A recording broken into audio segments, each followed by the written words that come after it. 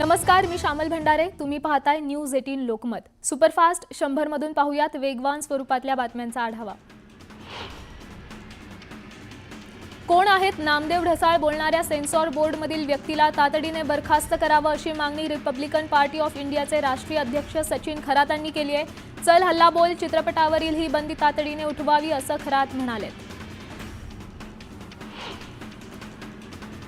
लग्नासाठी तगादा लावणाऱ्या प्रेयसीची प्रियकरानं हत्या केली आहे. हत्येनंतर दृश्यम स्टाईलनं या तरुणीचा मृतदेहाची विल्हेवाट लावण्यात आली. संबंधित तरुणी उत्तर प्रदेशातील रहिवासी असून हत्येनंतर वसईच्या पोमण गावात तिचा मृतदेह फेकण्यात आला. या प्रकरणी आरोपीला अटक करण्यात आली आहे.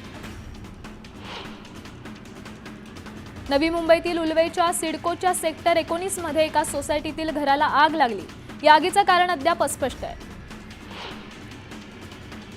मालाडच्या पी उत्तर वॉर्डात मनसेकडून आंदोलन करण्यात आलं. पायाभूत सुविधांसाठी मनसे आक्रमक झाली. मालाडमधील प्रश्न न सोडवण्यात अधिकाऱ्यांची खुर्ची उचलून नेऊ असा इशारा मनसेकडून देण्यात आलाय.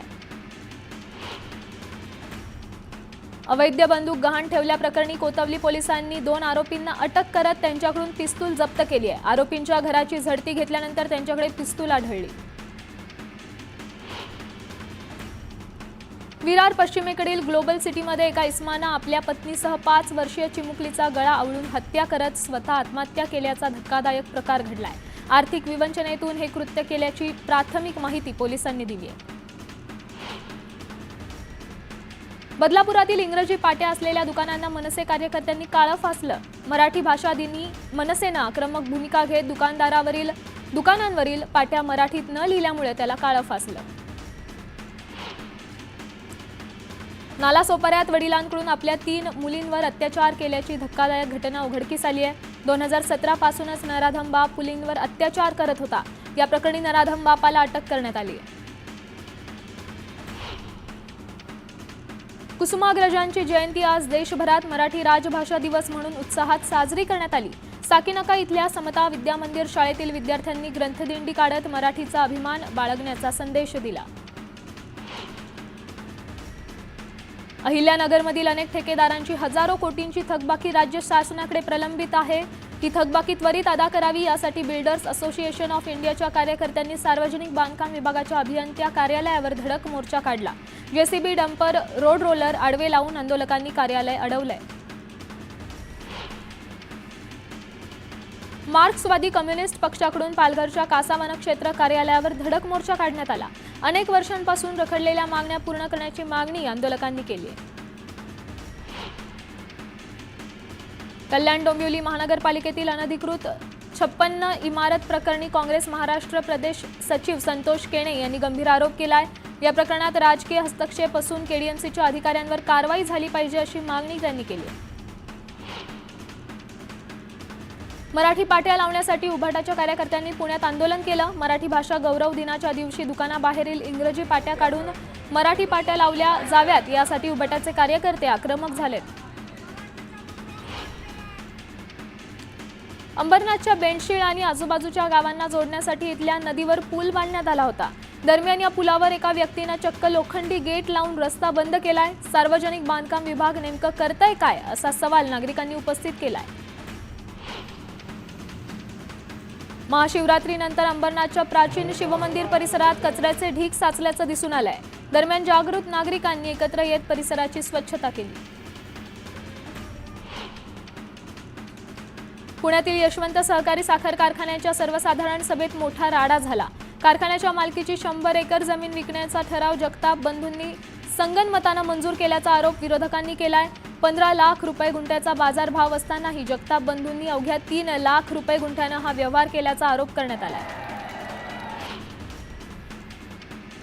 बीडच्या थारूर शहरात एका तरुणानं हातात कोयता घेऊन शोरूम चालकाला मारहाण केल्याचा सीसीटीव्ही समोर आलाय. कोयता दरवाजावर मारल्यामुळे दरवाजाही फुटला. या प्रकरणी आरोपीवर गुन्हा दाखल करण्यात आला. आरोपीला ताब्यात घेऊन चौकशी करून सोडून दिल्यानंतर पुन्हा आरोपीने धमकी दिल्याचा आरोप व्यापाऱ्यानं केला. अहिल्यानगरमध्ये बोर्डाच्या परीक्षेत एका नायब तहसीलदारानं आपल्या मुलासाठी थेट सेंटरवर जाऊन कॉपी पुरवल्याचा प्रकार समोर आला. दरम्यान संबंधित अधिकाऱ्यावर सक्तीची कारवाई करावी अशी मागणी राष्ट्रवादीचे खासदार निलेश लंके यांनी केली आहे. अहिल्यानगरच्या पाथर्डी तालुक्यातील तानपूरवाडी इथल्या एका परीक्षा केंद्रावर निलंबित नायब तहसीलदार कॉपी पुरवताना पकडले गेले। दरम्यान अशा लोकांवर थेट बडतर्फीची कारवाई करावी अशा सूचना शासनाने दिल्याचं विधान पालकमंत्री राधाकृष्ण विखे पाटील यांनी केलंय।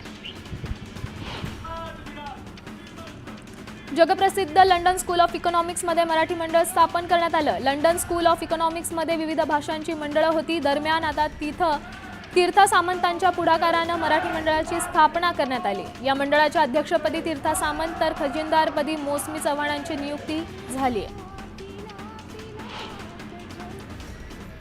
पुण्याच्या खासगी संस्थेने केलेल्या तुळजाभवानीच्या स्ट्रक्चरल ऑडिटचा अहवाल पुरातत्व विभागानं स्वीकारण्यास नकार दिलाय। संचालक तेजस गर्गे यांनी हे मोठं वक्तव्य केलंय। खासगी संस्थेच्या अहवालावर देवीचा गाभारा पाडू देणार नाही असं त्यांनी म्हटलंय। बारामती सोमेश्वर कारखान्याची निवडणूक लोकशाही पद्धतीने व्हावी। एकाच घरात 2 पॅनल होत असल्याचं सभासद योग्य तो न्याय करतील। मतदाराच्या मतदानाचा खरं महत्त्व मिळावं असं विधान परिषदेचे सभापती राम शिंदे यांनी करत पवार कुटुंबियांना लक्ष्य केलंय। काँग्रेसचे नवनियुक्त प्रदेशाध्यक्ष हर्षवर्धन सपकाळ यांनी किल्ले रायगडावर छत्रपती शिवाजी महाराजांच्या समाधीचं दर्शन घेत अभिवादन केलं।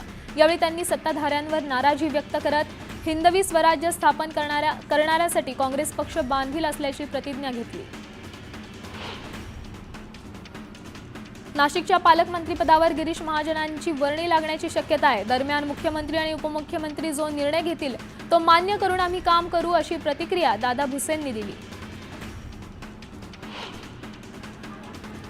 पंढरपुरातील आम सभेत शरद पवार गटाचे आमदार राजू खरे यांनी बेकायदा वाळू उपसावरून अवताडेंवर निशाणा साधला। मी विरोधी पक्षाचा असून माझ्या मतदारसंघातील अवैध वाळू उपसा बंद करू शकतो तर सत्ताधारी आमदार का करू शकत नाहीत असा सवाल खरेंनी केला। यावर आमदार समाधान अवताडे आक्रमक झाले। त्यांनी अवैध वाळू उपसा होत असलेल्या ठिकाणी तहसील आणि पोलिसांचा एक कर्मचारी ठेवा असं सांगत आरोपींवर मकोका लावण्याचे आदेश दिलेत। ठाणे महापालिकेच्या कर्मचाऱ्यांचं वेतन रोखण्यावरून संजय राऊतांनी आरोप केलेत। त्याला नरेश म्हस्केंनी उत्तर दिलंय। 2021ला तुमच्याच पक्षाच्या नगरसेवकांनी वेतनवाढ रोखण्याचा ठराव पास केलेला। राऊतांचीच रात्रीची नसा उतरली की काय अशा खोचक शब्दात म्हस्केंनी प्रत्युत्तर दिलंय। प्रशांत कोरटकर यांनी महापुरुषांबद्दल आक्षेपार्ह विधान करून त्यांचा अपमान केलाय। इंद्रजित सावंतांना शिवीगाळ करून जीवे मारण्याची धमकी दिली आहे। त्यामुळे अशा व्यक्तीला अटक करून कडक कारवाई करा अशी मागणी अमोल मिटकरींनी मुख्यमंत्र्यांना केली आहे।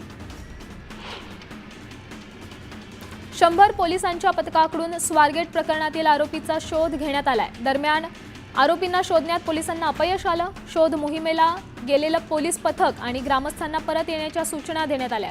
उद्या पुन्हा आरोपीचा शोध घेतला जाणार आहे।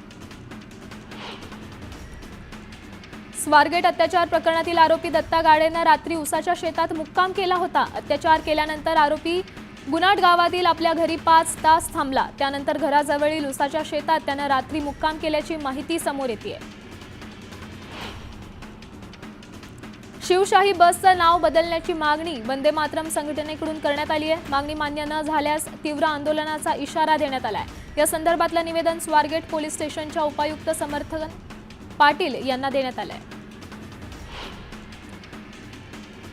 स्वारगेट अत्याचार प्रकरणावर यशोमती ठाकूर यांनी संताप व्यक्त केलाय। महाराष्ट्रात शिवशाही संपून पेशवाई आलेली आहे असा हल्लाबोल ठाकूरांनी केलाय। सगळे लोक आंधळे झाल्यासारखं वागत असतील तर महाराष्ट्र सहन करणार नाही असं ठाकूर म्हणाल्यात।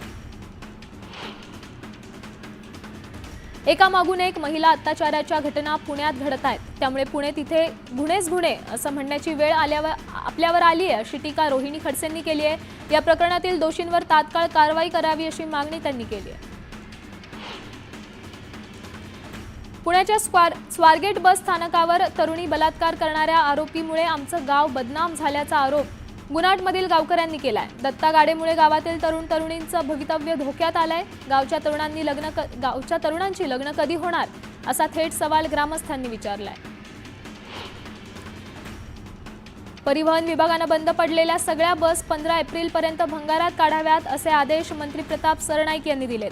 तसंच सगळ्या बसेसमध्ये सीसीटीव्ही बसवण्याचे निर्देश देत सुरक्षा रक्षकांमध्ये महिलांची संख्या वाढवण्याचाही निर्णय सरनाईकांनी घेतलाय।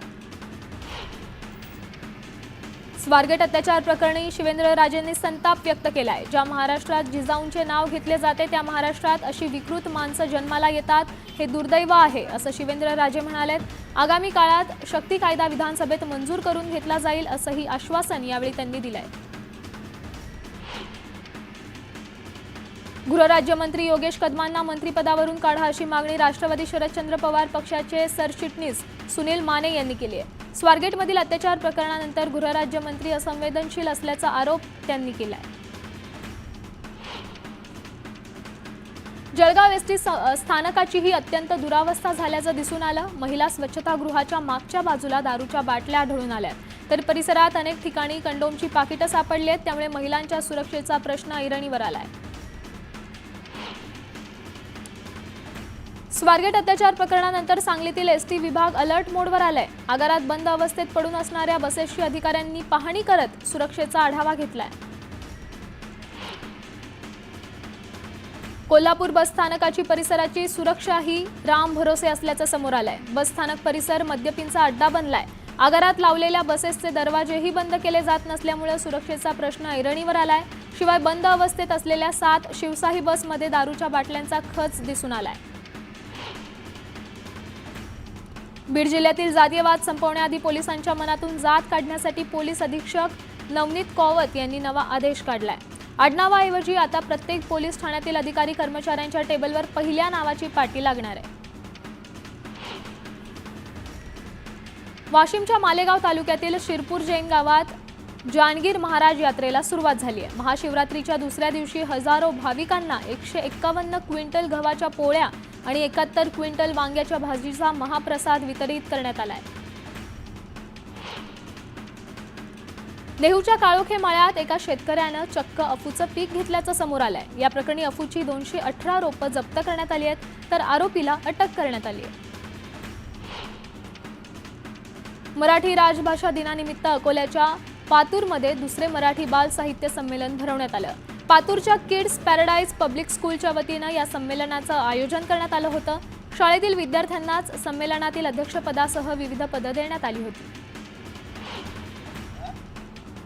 नंदुरबारच्या शहादा पंचायत समितीतील जन्म मृत्यू विभाग आणि पशुसंवर्धन विभागाच्या कार्यालयाची इमारत मोडकळीस आली आहे। या इमारतीतच काम करावं लागत असल्यामुळे कर्मचाऱ्यांचा जीव धोक्यात आलाय। नांदेडच्या अनेक गावात जलजीवन मिशनची कामं 2 वर्षांपासून अपूर्ण आहेत। अर्धवट कामं करणाऱ्या 15 कंत्राटदारांना जिल्हा परिषदेनं दंडही लावला होता, मात्र तरीही परिस्थितीत सुधारणा झाली नाही। त्यामुळे यंदा या गावातील गावकऱ्यांनी पाणी टंचाईचा सामना करावा लागतोय।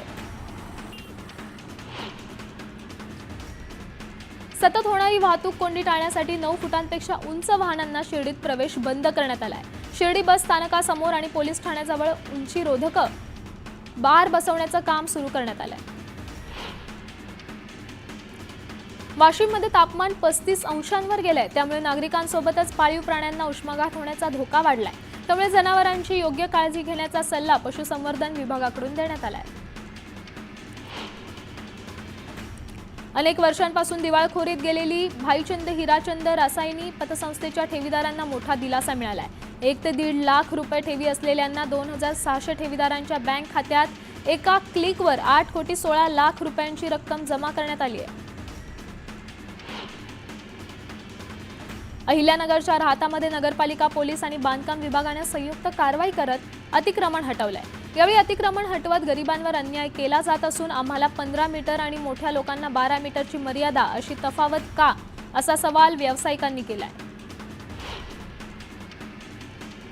परभणीत महात्मा गांधी रोजगार हमी योजनेतून मंजूर झालेल्या 22,908 सिंचन विहिरींपैकी केवळ 12,566 विहिरींची कामं पूर्ण झाली आहेत। अद्याप अर्ध्या सिंचन विहिरींचं काम अपूर्णच आहे, त्यामुळे येणारा हंगाम अडचणींचा जाण्याची शक्यता आहे।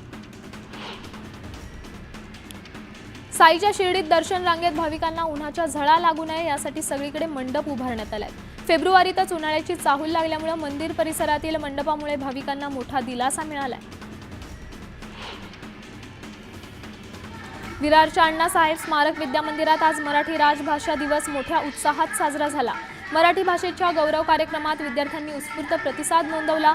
मराठी भाषेचा जागर करत चिमुकल्या विद्यार्थ्यांनी महाराष्ट्रातील कलाकृती सादर केल्या।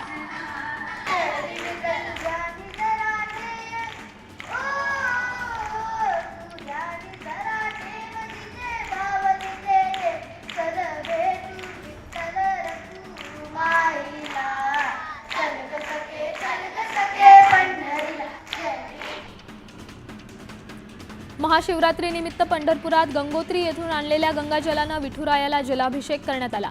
पुण्यश्लोक अहिल्यादेवी होळकर संस्थान यांच्याकडून गेल्या 300 वर्षांपासून गंगेचं पाणी महाशिवरात्रीच्या निमित्त पंढरपुरात आणलं जातं। यंदाही होळकर संस्थानाच्या वतीनं आदित्य फत्तेपूरकरांनी विठ्ठल मंदिराकडे गंगाजल सुपूर्द केलं। आज राज्यभर कुसुमाग्रजांचा जन्मदिन मराठी राजभाषा दिवस म्हणून साजरा होतोय। याच निमित्त नाशिकमधील शिरवाडे हे गाव कवितांचं गाव म्हणून सरकारनं जाहीर केलंय।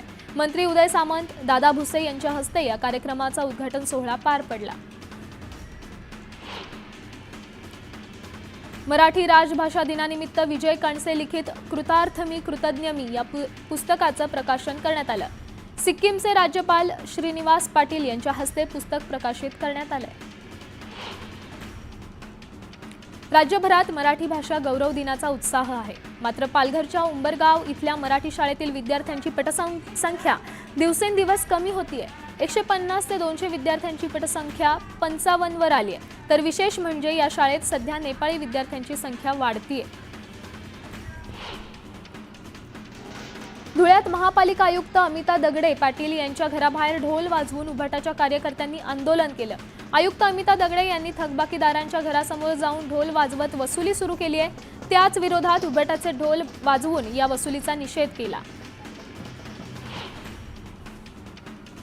नीलम गोरेंविरोधात टीका केल्यानंतर शिवसेना कार्यकर्ते संजय राऊतांविरोधात आक्रमक झालेत। शिवसेनेच्या राऊतांच्या आक्षेपार्ह वक्तव्याविरोधात छत्रपती शिवाजी महाराज चौकात राऊतांच्या बॅनरला जोडे मारत निषेध व्यक्त केला।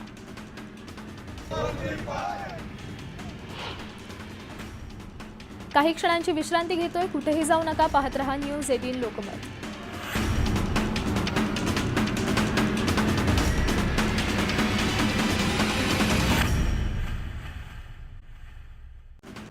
यवतमाळच्या आर्णीत अवैध दारू विक्री प्रकरणात पोलिसांच्या ताब्यात असलेल्या आरोपीचा मृत्यू झालाय। या प्रकरणाचा तपास सीआयडीकडे दिला जात असून 4 पोलीस कर्मचाऱ्यांवर कारवाई केली जाणार आहे।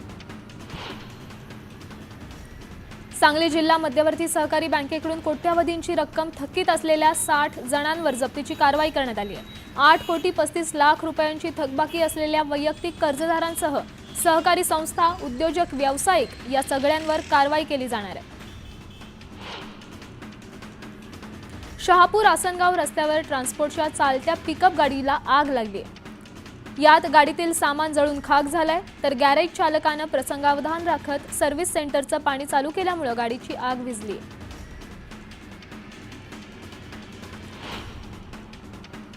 थोड्या वेळाचा ब्रेक घेतोय, लगेचच पुन्हा परत येतोय।